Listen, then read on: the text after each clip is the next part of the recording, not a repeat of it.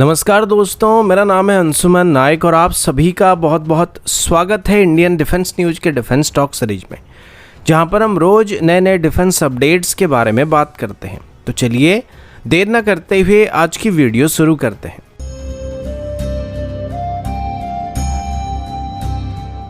आज की पहली अपडेट इंडियन नेवी की तरफ से, और अभी हम इंडियन नेवी की एयरक्राफ्ट कैरियर के बारे में बात करने वाले हैं। रिसेंटली लिए गए कुछ सैटेलाइट इमेज में इंडियन नेवी की दो एयरक्राफ्ट कैरियर यानी कि एनएस विक्रांत और विक्रमादित्य को एक साथ अरेबियन सी में स्पॉट किया गया था।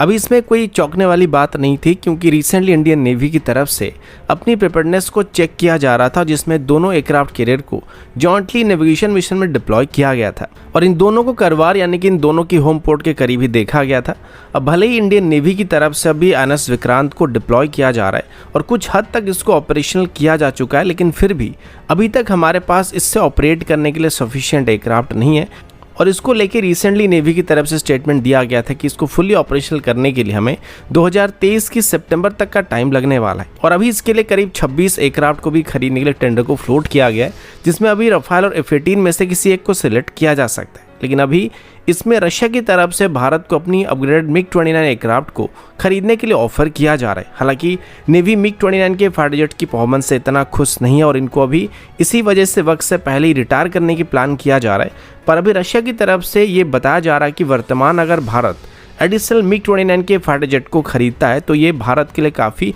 फायदेमंद साबित हो सकता है, क्योंकि पहले से ही भारत को इनको ऑपरेट करने का अनुभव है, जिस वजह से इसको ऑपरेट करने के लिए एडिशनल ट्रेनिंग की, इंफ्रास्ट्रक्चर डेवलपमेंट की या वेपन सिस्टम की ज़रूरत नहीं पड़ने वाली है। और अभी भारत इसमें अस्त्र मिसाइल को भी इंटीग्रेट कर सकता है, साथ ही किसी भी इंडियन वेपन सिस्टम को MiG-29 में इस्तेमाल किया जा सकता है। साथ ही अभी भारत जिन MiG-29 के फाइटर जेट को ऑपरेट कर रहा है उन सभी में जिन RD-33 सीरीज के इंजन का इस्तेमाल किया जा रहा है वो थोड़े प्रॉब्लम देते थे, लेकिन अभी रशिया की तरफ से इसकी एक अपडेटेड वेरिएंट को भारत को ऑफर करने का वादा किया जा रहा है, जो कि पहले की RD-33 सीरीज के इंजन के मुकाबले 2 से 3 किलोटन की थ्रस्ट को एक्स्ट्रा प्रोड्यूस कर सकता है। इसके अलावा जो सबसे बड़ी मेजर चेंज अभी नए MiG-29 के फाइटर जेट के साथ होने वाले हैं वो एक AESA रडार होने वाला है, जो कि भारत की एग्जिस्टिंग किसी भी MiG-29 के मुकाबले नए मिक्स को बेहतर एंगेजमेंट रेंज और डिटेक्शन रेंज को प्रोवाइड कर सकता है। अब हालांकि इसको लेकर रशिया की तरफ से डिटेल में नहीं बताया गया कि इसमें कौन सी ऐसा रडार को भारत को ऑफर किया जाएगा, लेकिन मोस्ट प्रोबेबली इसमें MiG-35 में इस्तेमाल होने वाले रडार को ऑफर किया जाएगा।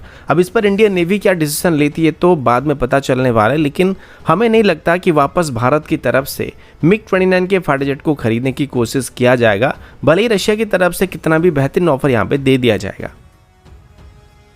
अगला अपडेट भारत की एरोस्पेस सेक्टर की तरफ से। अब जब भी हम भारत की एरोस्पेस सेक्टर के बारे में बात करते हैं तो हमको सिर्फ डिफेंस सेक्टर के बारे में नहीं सोचना चाहिए, क्योंकि भारत की सिविल एविएशन सेक्टर भी अभी काफ़ी तेज़ी से आगे बढ़ता जा रहा है और सिविल एविएशन और ट्रांसपोर्ट का डिमांड भी दिन ब दिन बढ़ता जा रहा है। और अभी पूरे दुनिया भर में भारत सिविल एविएशन के सेक्टर में नंबर 3 पे मौजूद है। और ये डाटा भी 2020 के, जो कि पिछले 2-3 सालों से काफ़ी ऊपर आ चुका होगा, लेकिन आज भी हमारे पास एक भी इंडिजिनस ट्रांसपोर्ट एयरक्राफ्ट मौजूद नहीं है जिसे हम कमर्शियल यूज में इस्तेमाल कर सकते हैं। अब पिछले कुछ सालों में हमारी इंडियन प्राइवेट सेक्टर कंपनी कई फॉरेन कंपनी के साथ भी टाई अप करके एविएशन सेक्टर में आगे बढ़ने की कोशिश कर रहे हैं, जिसमें सबसे आगे टाटा एडवांस सिस्टम है, जो कि अभी एयरबस के साथ मिलकर C290 एयरक्राफ्ट को भारत में बनाना शुरू कर चुका है। और आगे चल के एयरबस की तरफ से और भी जो भी एयरक्राफ्ट को भारत को ऑफर किया जाएगा उनको यहाँ पे मैन्युफैक्चर किया जा सकता है। और अभी टाटा एडवांस सिस्टम की तरफ से एक और बड़ी उपलब्धि को हासिल किया जा रहा है, क्योंकि अभी एम्ब्रर की तरफ से ये बात बताया गया कि एम्ब्रर की तरफ से भी टाटा ग्रुप और महिंद्रा ग्रुप के साथ एक जॉइंट एग्रीमेंट को साइन किया गया, जिसके चलते एम्ब्रर की तरफ से अभी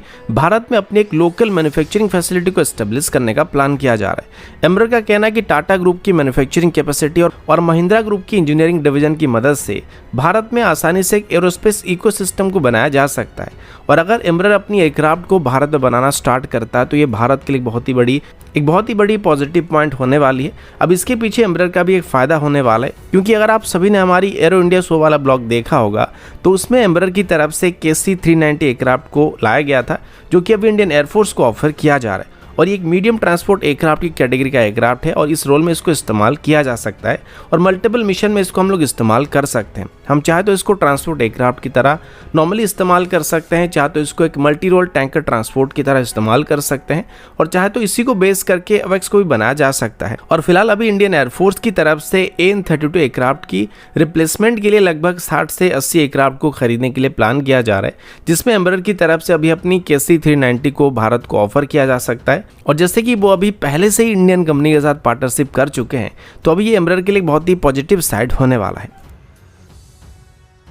अगला अपडेट रशिया की तरफ से। आप सभी जानते हैं कि अभी रशिया और यूक्रेन के बीच जो लड़ाई चल रहा है, उसमें रशिया की आर्मर्ड फ्लीट को काफ़ी ज़्यादा नुकसान का सामना करना पड़ा है। खास करके टैंक्स को काफ़ी ज़्यादा नुकसान हुआ था, जिसमें T-90 और T-72 जैसे टैंक मौजूद है, जिसको अभी भारत में भी इस्तेमाल किया जाता है। और एक रफ एस्टिमेशन के मुताबिक रशिया को अप्रोक्सीमेटली 2000 के आसपास टैंक का नुकसान हुआ है। अब अभी भी रशिया और यूक्रेन के बीच जो लड़ाई वो नहीं थमा है, और ऊपर से पूरी वेस्टर्न कंट्रीज की तरफ से यूक्रेन को सपोर्ट किया जा रहा है, और साथ ही रशिया के ऊपर अलग अलग तरह के सैंक्शंस को भी लगाया जा रहा है, जिस वजह से रशिया की फाइनेंशियल कंडीशन अभी इतना अच्छा नहीं है, और इसी वजह से रशिया की मैन्युफैक्चरिंग सेक्टर पर भी काफ़ी बुरा असर पड़ रहा है। और रशिया को खुद अपनी डिफेंस सिस्टम की कमी दिखाई पड़ने लगा है, जिस वजह से अभी रशिया की तरफ से भारत और म्यांमार जैसे देशों को सप्लाई किए गए अपने स्पेयर पार्ट और वेपन सिस्टम को वापस खरीदने की बात सामने आई है। यानी कि जिन सिस्टम को पहले रशिया की तरफ से भारत को दिया गया था, म्यांमार को दिया गया था, उनको भी रशिया वापस खरीद रहा है और अपने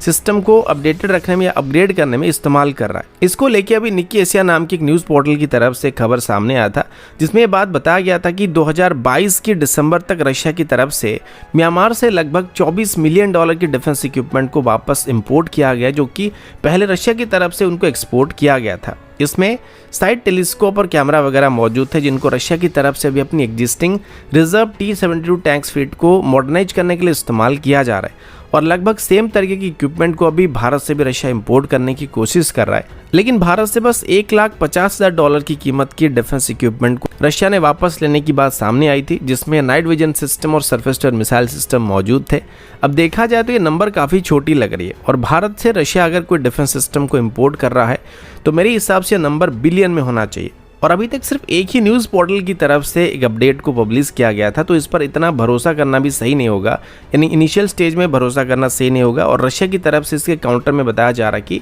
अभी जितने भी इक्विपमेंट अभी रशिया वापस ले रहा है, चाहे वो भारत से वापस ले रहा है या फिर म्यांमार से वापस ले रहा है, ये सभी डिफेंस इक्विपमेंट डिफेक्टिव थे, जिनको भारत की तरफ से या म्यांमार की तरफ से रशिया को वापस किया जा रहा है। और सेम कंडीशन म्यांमार के ऊपर भी लागू हो रहा है। लेकिन अभी तक ये जो डिफेक्टिव वेपन सिस्टम थे, इनको ठीक करके वापस करने की कोई भी डाटा रशिया की तरफ से पब्लिश नहीं किया जा रहा है। तो कहीं ना कहीं सच्चाई और झूठ यहाँ पर एक साथ कोएग्जिस्ट कर रहे हैं, जिनको अभी के लिए डिफाइन करना संभव नहीं होने वाला है। और हो सकता है रशिया की तरफ से भारत से अपनी इक्विपमेंट के लिए सब सिस्टम को इंपोर्ट किया जा रहा होगा, क्योंकि काफ़ी सारे रशियन सिस्टम की मैन्युफैक्चरिंग भारत में किया जाता है, जिसमें टैंक से लेके इंजन तक शामिल है। तो इसमें कोई बहुत बड़ी बात नहीं है, और मुश्किल वक्त में अगर रशिया को इनकी ज़रूरत पड़ रही है तो, और पहले से हमारे पास वो सिस्टम मौजूद है, तो रशिया को इनको सप्लाई करने में भारत को कोई भी दिक्कत या परेशानी नहीं होनी चाहिए। तो दोस्तों अभी के लिए इतना ही, मिलता हूँ आपसे अगले वीडियो में, तब तक के लिए जय हिंद, वंदे मातरम।